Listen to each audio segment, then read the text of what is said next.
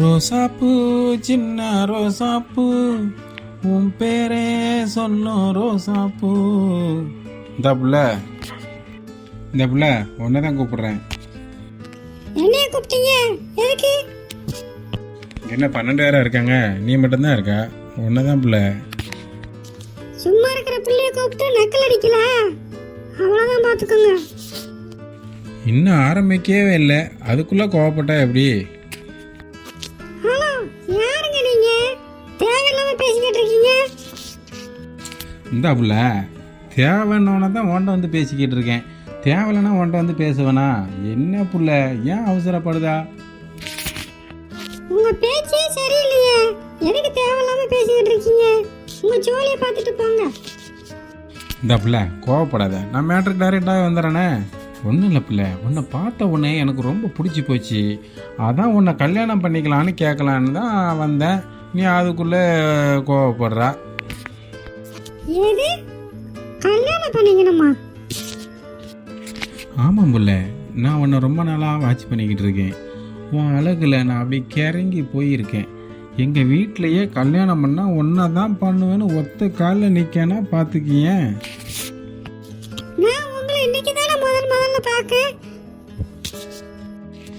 Okay ஆயிடுவா போலையே. நீ என்னை பார்த்துருக்க மாட்டா, ஆனால் நான் உன்னை தினந்தோறும் வாட்ச் பண்ணிக்கிட்டே இருக்கேன்.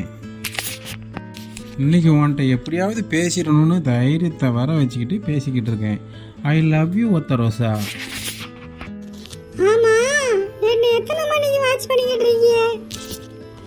அதான் பிள்ளை, இந்த மத்தியானம் ஒரு 12 மணிக்கு போயிட்டு வருவல்ல, அந்த டைம் வந்து உன்னை கரெக்டாக வாட்ச் பண்ணிப்பேன். நீ டெய்லி ஆனால் அந்த ஒத்த ரோசை வச்சுட்டு வரா பாரு, வேற லெவலு. நீ கல்யாணம் ஆனதுக்கப்புறமும் அதே மாதிரி தான் வைக்கணும். உன்னை நான் ராணி மாதிரி வச்சு பார்த்துக்குப்பேன். காலையில சாயந்தரம் போயிட்டு வருவேன், அப்பெல்லாம் பார்த்தது இல்லையா என்ன நீ? எப்போ பார்த்தா என்ன பிள்ளை, இப்போ மாதிரி தானே அப்போ இருக்க போகிறா. உன் ஒத்த ரோசை அழகு எப்போ பார்த்தாலும் அழகு தானே. நீ ஓகேன்னு சொல்லு, உங்கள் அப்பா அம்மாட்ட பேசணும்னு சொல்லு. எங்கள் அப்பா அம்மாவை வர சொல்கிறேன், பேச சொல்கிறேன். இல்லை உங்கள் வீட்டில் ஒத்துக்க மாட்டாங்க அப்படின்னா நம்ம ரிஜிஸ்டர் கல்யாணம் பண்ணிப்போம். நீ எப்படின்னு சொன்னினா போதும், நாம் கல்யாணம் பண்ணிக்கிட்டு அழகாக இருக்கலாம். எனக்கு சொந்த வீடு இருக்குது, மாதம் 50,000 சம்பளம் வாங்குறேன். உன்னை ராணி மாதிரி வச்சுக்குவேன். ஹலோ அத்தா, சாப்பிட வந்துட்டீங்களா அத்தா? பஸ்ஸுக்கு தான் அத்தா வெயிட் பண்ணிக்கிட்டு இருக்கேன், இன்னும் பஸ் வரல. நீங்க வந்து கூப்பிட்டு போறீங்களா? யாருங்க ஃபோனில்? அத்தன்னா உங்கள் அக்கா மாப்பிள்ள தானே?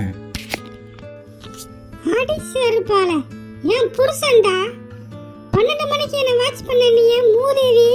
காலையிலயும் சாயந்தரமும் பார்த்துருந்தா உனக்கு அப்பமே தெரிஞ்சிருக்கும்ல. காலையிலயும் சாயந்தரம் என் பிள்ளைங்களை ஸ்கூலுக்கு கூட்டு போயிட்டு கூட்டு வருவேன்டா. கல்யாணம் ஆன பொண்ணுகிட்ட வந்து நக்கல் பண்ணிட்டு இருக்கீங்க. இன்னும் கொஞ்ச நேரம் ரெடி, என் புருஷன் வருவான், உனக்கு இருக்கப்போ.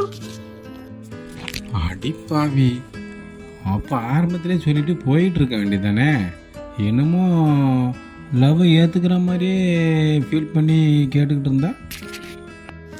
ஏய் நில்லுடா, என்னடா புலம்பிட்டே போற? நில்லுடா கொஞ்ச நேரம், என் புருஷன் வரட்டு. போமா போ, போய் புள்ள குட்டிகளை ஒழுங்காக படிக்க வை.